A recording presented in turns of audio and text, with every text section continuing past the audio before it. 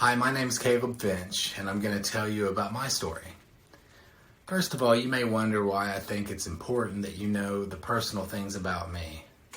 Well, everybody has a story, and the different things that we go through in life may help us realize that we are not alone in the struggles that we face. The different traumas and life experiences that we have had many times lead to addictions. I realize that my story may pale in comparison to what you may have gone through, or maybe not. But one of the most freeing things that I've experienced is to be completely open and honest about everything in my life. So here it goes.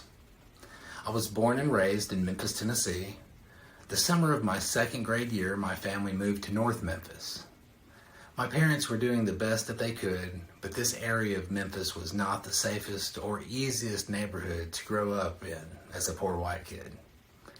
We had lived in the suburb of Memphis called Bartlett before the move, and this was a complete culture shock, to say the least.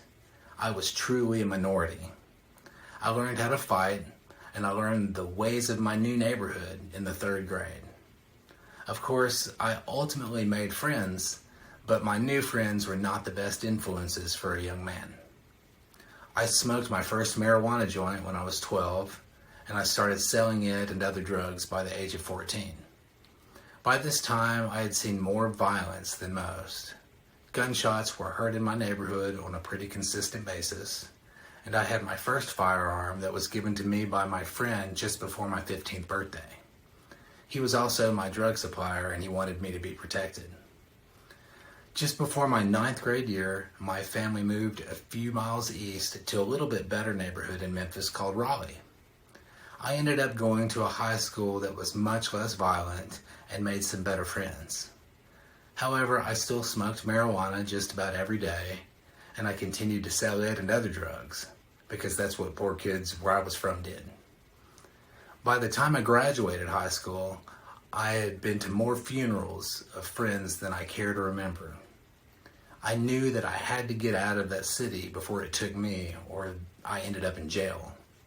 At the utter disbelief of my friends, I joined the Army. This wasn't something that I had ever considered doing before, but I knew that I needed to get out. Less than a year after I left Memphis, I got word that my best friend Brian was missing. He had gone down to Mexico to try to score a drug deal. This is something that we had planned on doing together several times. He never returned. A private investigator that his dad had hired believed that he had been killed in Mexico and that his body would never be recovered. I know that if I had not joined the Army when I did, I would have definitely ended up with him.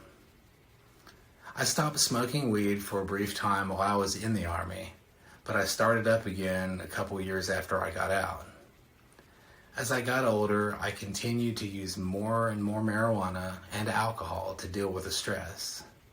I started running my own business, and I began to add stimulants to my daily routine, just to keep me going during the day. On top of using Vyvanse and drinking lots of coffee and energy drinks during the day, I started to use cocaine periodically just to try to keep up with my busy schedule. This became my normal behavior for at least 10 years. Somewhere in my middle 30s, I developed a gambling addiction. I consistently found myself stopping by one of my state's many gambling casinos. I had won a few jackpots at the beginning of my gambling, and I was hooked. Over the next several years, I spent thousands and thousands of dollars and many, many hours and time feeding this addiction. I struggled with it on and off until my early 40s. My marijuana use had increased dramatically, and I had been consistently using it daily for about 18 years. I thought that I needed it every couple of hours. When medical marijuana became legal in Oklahoma in 2018, I immediately opened a marijuana dispensary and started a large marijuana growing operation, just so that I would always have it around. Everyone who knows me would tell you that I was one of medical marijuana's strongest proponents. I could go on, but I think you can see that I have struggled with multiple addictions of several types for many years. At the end of 2020, I found out that my wife of 18 years had been having an affair. My marriage was over, and I truly found myself at rock bottom. This is when I finally made a decision to make drastic changes in my life. The universe smiled on me, and I met the love of my life, Laura. She had recently overcome addiction and was in early stages of recovery. She began to share with me information about biochemical balance and how the balance of your neurotransmitters was connected to addictions and essentially to recovery.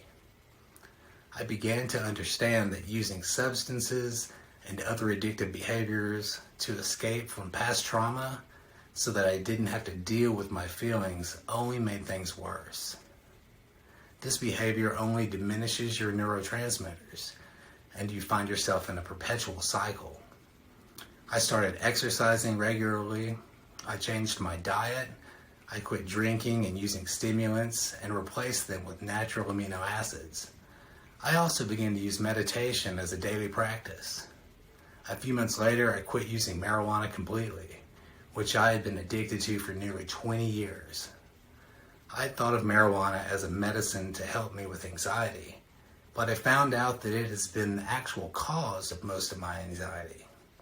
When I would smoke marijuana, I was actually treating my withdrawals, rather than treating my stress. I wish that I could take the feeling that I have now, the feeling of clean, healthy, natural lifestyle, and somehow put it into a pill and give it to everybody that I meet. I have no doubt that anyone who has lived a similar lifestyle could feel this freedom, that they would want a sober life, and they would never go back. This path of sobriety and clean living has had such a profound impact on me that I recognize that it's my life's purpose to help others who have been on this path. So that's my story. Thanks for listening. Subscribe to our YouTube channel and visit our website, balancedhealingforheroes.org, and download our app. Hope to see you there.